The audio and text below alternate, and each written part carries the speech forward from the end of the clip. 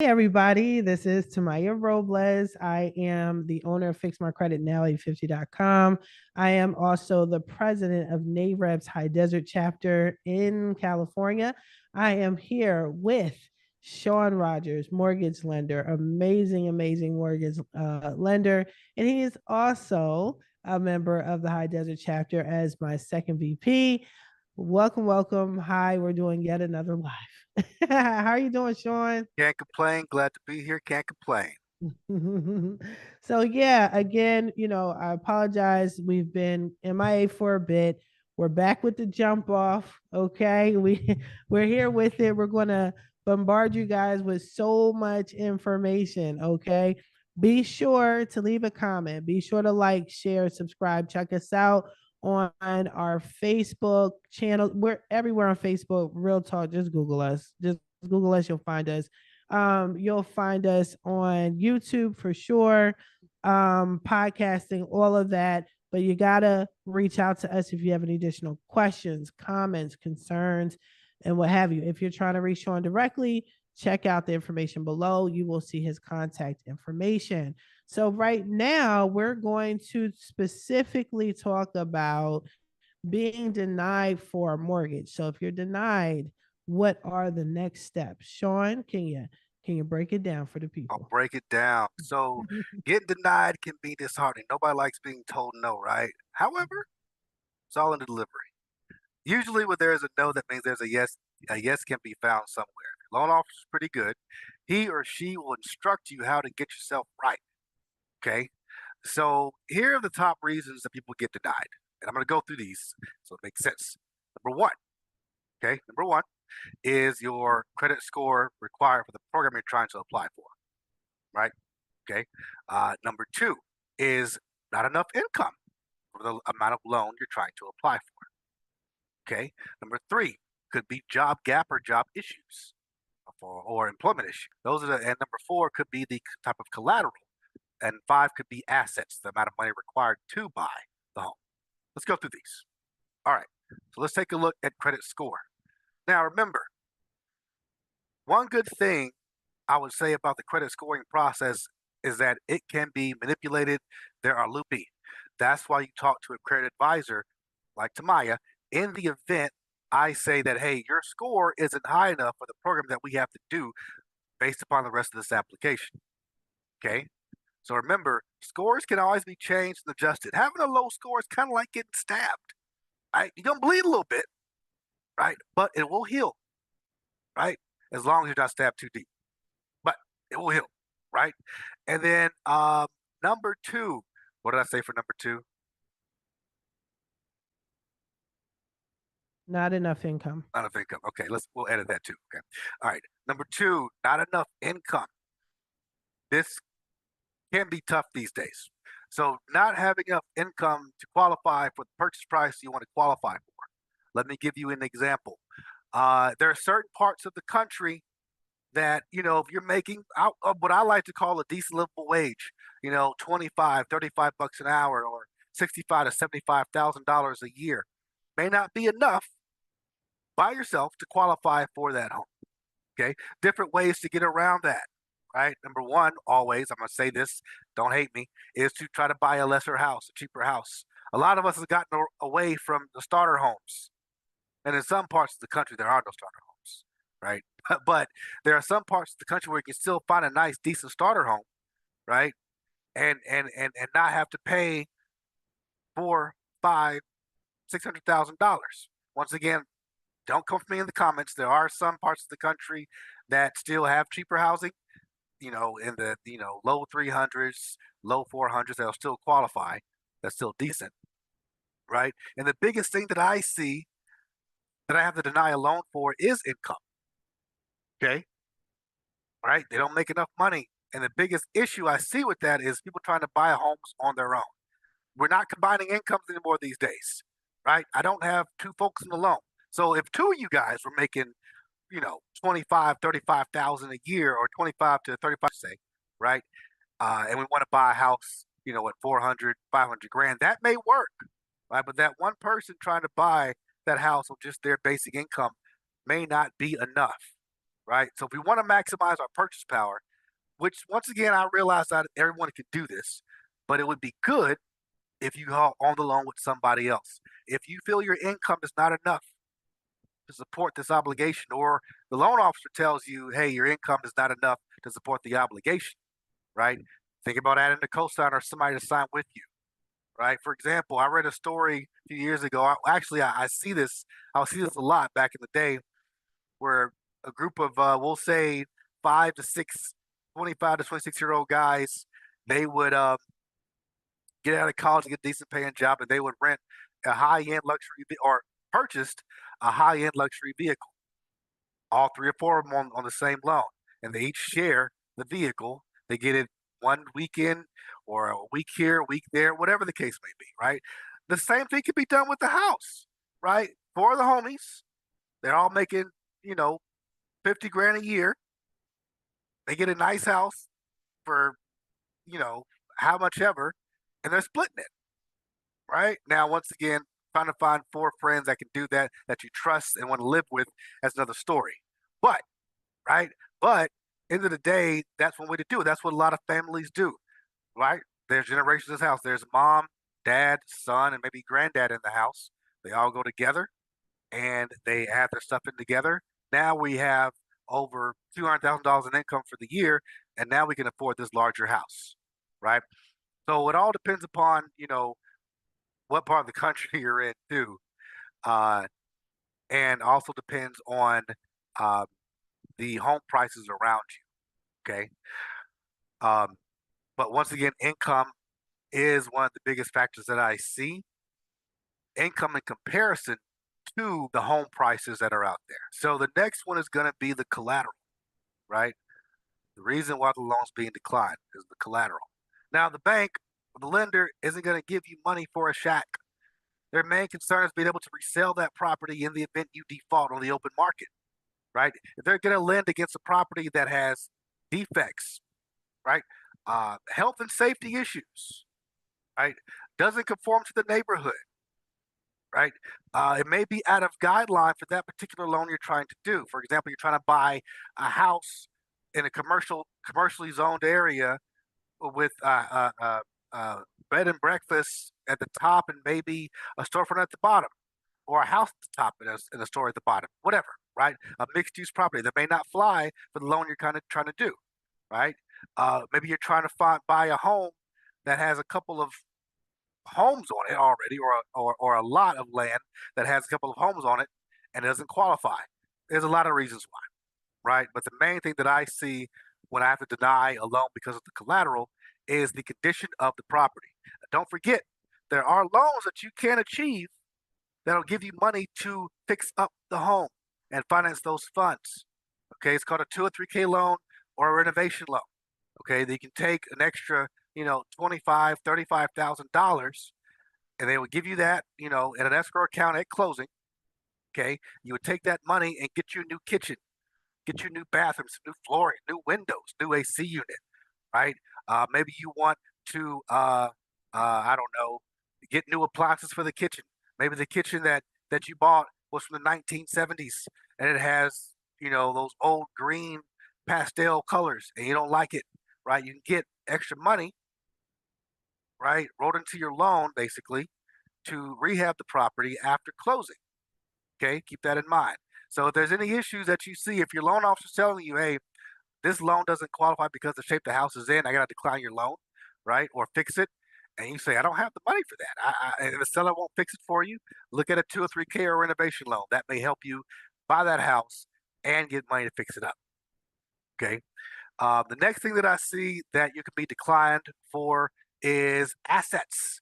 Assets. Now, here's a fact, Maya. Hear me out. I see a lot of advertisements that says no money down, nothing due at closing, or some along those lines, right? It's not right. There's always going to be the money due either at closing or up front or mid process or something. Buying a home can be expensive, and if you can't afford it, you can't afford it. Don't force it. Okay. Trying to go into a house when you're broke, not a good idea. Not a good idea. All right. So some of the things that come up that I see, or all the things that come up that I see when it comes to buying a house and the amount of assets required that I have to decline a loan for. Number one, reserves. Okay. Sometimes the lender likes to see reserves. A reserve is equivalent to 1 month of your total housing payment, which is principal, interest, property taxes, insurances, all insurance, flood, uh, wind, hail, regular coverage, all insurances, homeowners association dues if applicable, mortgage insurance, property taxes, right? All those things are part of your housing payment. So if a lender says, hey, I want to see 1 month of reserves, they want to see 1 month of your full mortgage payment. You're not putting that money down. We just want to see it in an account that exists. So a 401k, stocks, bonds, CDs, IRAs, something that's liquid can be accessed in the event you need to access it due to an emergency. Okay. So reserves are one thing that I see that people don't have. They save up enough money to put down for the down payment, but they may not have reserves. Not everyone needs reserves. Okay. For standard loans, conventional FHA, VA, USDA, reserves can help strengthen your loan file. And if you have a lower credit profile, lower credit score, okay, you may need 1, 2, 3, 6 months of reserves, right? You may need those things. You may need to have a more money to show, not put down, but show to make the loan work, depending upon what you're doing. Now, if you're doing any kind of loan like a non-qualified mortgage, like we'll say a bank statement loan, or a profit and loss statement loan, or a non-QM loan, or any kind of non-QM loan, I'm sorry, we'll need to show sometimes up to 6 to 12 months of reserves. Keep that in mind, okay? But once again, usually I don't have to decline a loan for assets, or I knock that out in the pre-approval process and say, hey, in order for you to go under contract to get a full pre-approval from us, you've got to show this kind of money in the bank. Okay. Now, the last item that I run into, let's see, we got income, credit, collateral, and assets. That's it. Those are the main reasons why I have to deny loans. Now, quick fact here. Tamiya, take a quick guess. It's going to go back to credit. Take a quick guess on how many loans I had to deny because of a simple credit error on behalf of the buyer in I say 2020. about a third of your applicants. That's right. That's right. Okay. So I took some facts before I got on this call. I went through my notes and I had to decline about 45 people this year for a simple credit issue. Let me tell you what that was. And it hurts my heart to say this, but it Yeah. happens all the time. Tamaya, you went over to Marshall's or TJ Maxx or Ross, and you saw this nice blouse. And you're like, this is a nice blouse and some boots or purse, whatever. And you stroll to the counter. The service rep says, "Hey, you can save 25% on your purchase today by getting this credit card."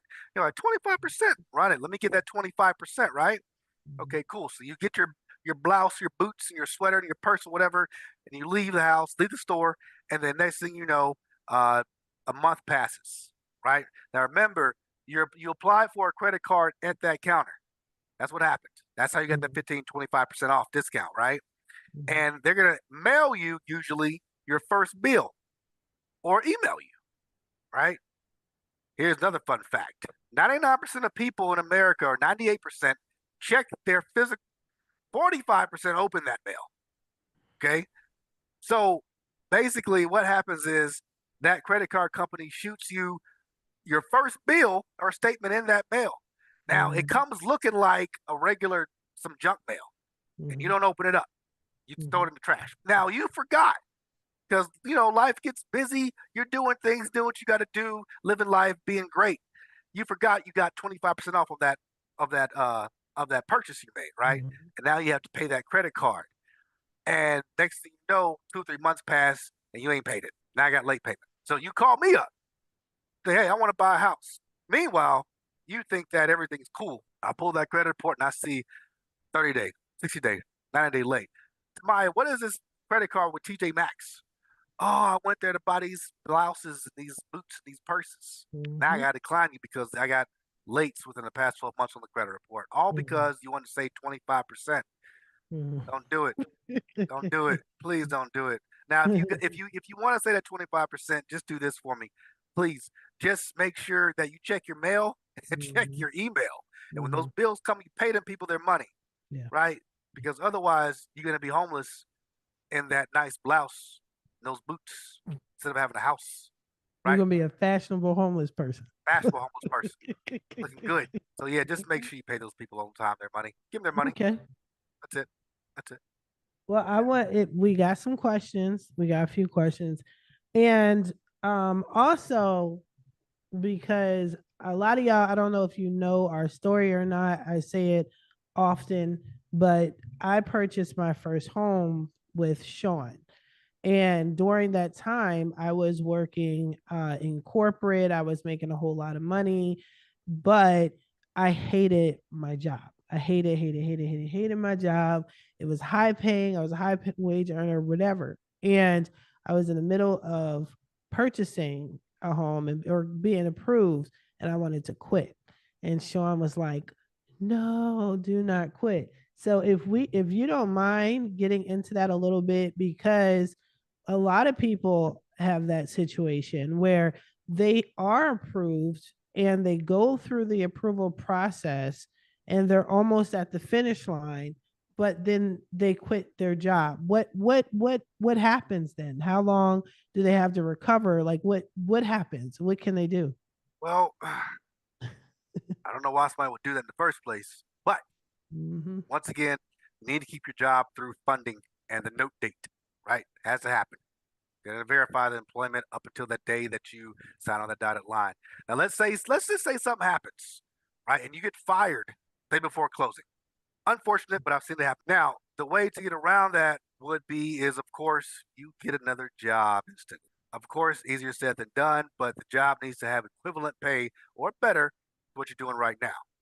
So let me give you an example. Let's just say I was working at Walmart and day before closing, I got fired. Then I go to Target as an example. I got a job there paying the same amount of wage. The problem is I would have to wait until I probably get one paycheck stub in most cases before I can close. One stub. Now, here's another catch. Sometimes we may be able to talk the lender into pushing the pay stub to what they call a prior to investor condition. Yeah, so basically that's what you don't want to do. You don't want to quit your job if at all possible. You want to make sure that you hold that job till closing afterwards, right? Um, in the event, once again, something does happen, we want to have something lined up as quick as possible if we want to keep the same contract on the home that you're trying to buy. Right now, once again, if you do have that problem or something happens, you lose your job, right before closing, try to get another one, and then you can talk your lender into making that one pay stub what they call a prior to investor condition. So they'll let you fund the loan with maybe an offer letter or what they call a written verification of employment from the payroll or HR department, right? And then wait for the pay stub until after closing. Sometimes they want you to wait to have a full pay cycle on a pay stub before they'll fund the loan out. But and it's unfortunate, but it could happen. Okay. And then we have just one more question. So missed payments on a prior mortgage that's showing up on a credit report. Can you go in a little bit of detail when it comes to that? And if you do pull someone's credit report and you see a missed payment or two or three or what have you, Mhm. is there any hope for them to get approved? Yes, is that's a yes. So okay, so it depends upon a couple of different factors. Number one, how recent was this? The past 6 months, the past 12 months, right? Recency is extremely important, right? Number two, what kind of loan am I doing? And how is the rest of the credit profile? Lates on mortgages, any other kind of loan, any kind of active debt, a late payment could really kick you about 100 points or more sometimes, Mhm. right? So Mhm. it can throw you completely out. Right now, in the event you have a strong credit profile, let's use an example here. You've got a strong credit profile. Basically, everything else you paid on time has been paid on time for a very, very long time, right? And you have a super high credit score, but you had one late a few months ago, and it just rocked you, right? That may have cost you 100 points, possibly. May have cost you less, right? But on the lending side, when it comes to the mortgage, let's say you had a mortgage, like you said, and you paid it late. It depends on what kind of loan that I'm doing right now for you. For example, if I'm doing an FHA mortgage again for you, and the rest of your credit profile is strong, but you had that late payment, I might get an automated approval. If the rest of the file is strong, it may give me an AWS approval and be okay. Okay. Now, in the event I don't, I think for FHA you can have, I think, one late in the past 12 months, but none in the past 6 months. Now, for VA, it's the same. They want to see a clean 12-month payment history. Uh, if you have an excuse as to why it happened, that could help you, right? But let me tell you this: financial irresponsibility is not an excuse. I forgot is not an excuse. I got busy is not an excuse. Not gonna take it, right? Somebody may be in the hospital. Somebody better got shot. Something better happen that was out of your control. It won't happen again. Yeah. That's an excuse. But you Mhm. forgot, or you didn't have the money because things were tight. That's a bad answer anyway. I do have a question though. As a credit person, I do have people that have missed payments and they want me to flip it. So with your flip it, for those that don't know, meaning overturn the missed payment from late to current, 60 days late to current, 30 days late, 90 days late, so on and so forth to Uh huh. current. And to be honest with you, a lot of times if it's too recent, meeting within the past 12 months or so, and there's too many of them, the best thing for me to do for your credit, as far as that's concerned, is to remove the whole account. Now, if let's say a client comes to me first and I see that I've resolved the issue by either flipping the missed payment or removing the account and then send them over to you, will you be able to approve it because it's off their credit report? In most cases, yes, except for a mortgage installment account. Okay, so for a mortgage loan, uh, they may they may ask for what they call a verification of mortgage or a VOM. That means Mm-hmm. they got to call the other lender and say, "Hey, did Tamiya pay her mortgage on time for the past 12 months? Send me your report." Mm-hmm. Right, directly from them, and then it'll say, "Yeah, she missed 17 payments over the past 2 years." Right, then I'm like, "You got to go. That's not going to work for me." Right now, let's say Tamiya has a car payment, right, and she got the lates off of the credit report. That that is fine in itself. Okay, that's fine in itself, because we're not going to call. We're going to go off what the credit report says. We're not going to call the Toyota Motor Credit and say, "Hey, did Maya pay her payment on time for the past 12 months?" We're going to go off of the credit report, and that should do it. And what if a person never had a mortgage payment but got evicted from apartments and it's resolved on their credit report, meaning it's closed or what have you, it's zeroed out? Will that hinder them from getting approved for a mortgage? Or, No, okay, I not know at that's all. If it's zeroed out, it's collection. Usually, when evictions show up on the credit report, the collection, the name of the apartment complex shows on there. The underwriter reserves the right to ask about it. They mm-hmm, usually don't because it's zeroed out, right? They don't really care.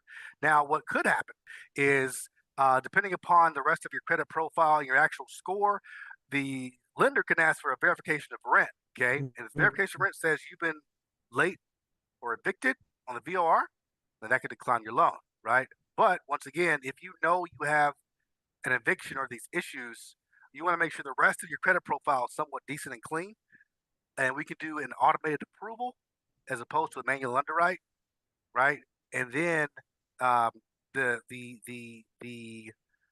eviction won't be really much of an issue. Well, that's all the questions that we have. So we're going to wrap this up. Thank you so much, Sean, again, for having these weekly lives with us. So, in the meantime, guys, be sure to leave your questions. Be sure to leave a comment, like, share, subscribe. Schedule your consultations with Sean. Schedule your consultation for credit repair if needed.